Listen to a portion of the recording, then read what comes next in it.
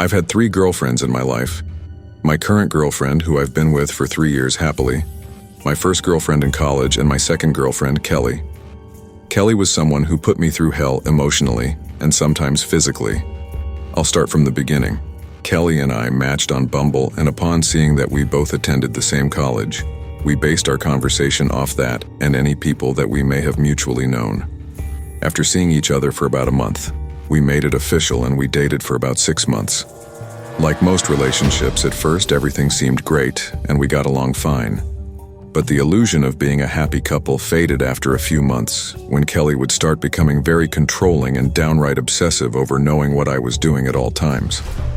The longer we dated, the more I realized she didn't have many friends at all. Maybe 1 or 2. That's about it.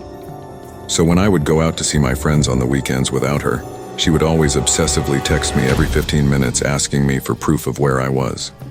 If I were ever to be at a bar without her, she'd throw a fit.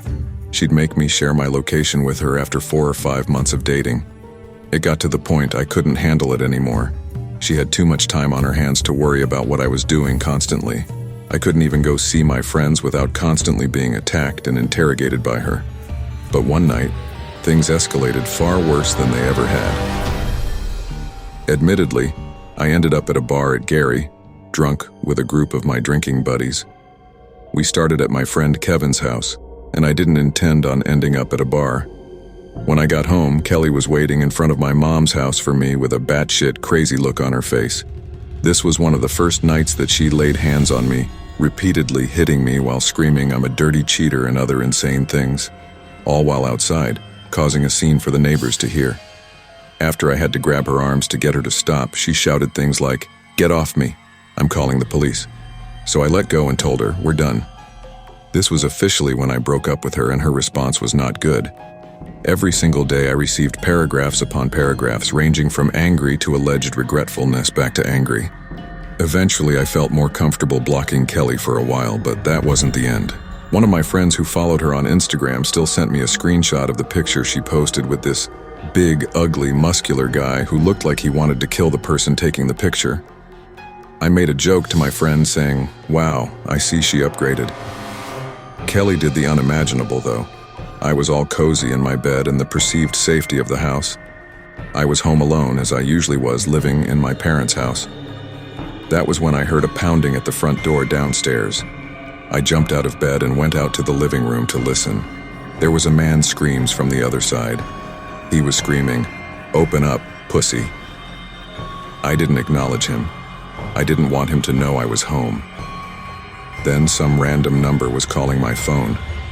When I didn't pick up, I got a text from someone threatening to kill me and telling me to open the door before he breaks the window. I ignored these and called 911. I heard glass breaking from outside. I looked out my window and I saw a familiar huge bearded guy right by my SUV. He was smashing my windows. I recognized the guy to be from Kelly's picture as I was on the phone with 911. I explained that my crazy ex-girlfriend sent her current boyfriend to my house to threaten me, and he was currently damaging my vehicle. I answered a bunch of questions as police were en route. All the while, the man kept screaming things from outside and pounding on my door and sending threatening texts. Police showed up surprisingly quickly to my relief, and they caught the guy still in front of my house. They saw him step off the front stoop after he saw the cop car pulling up.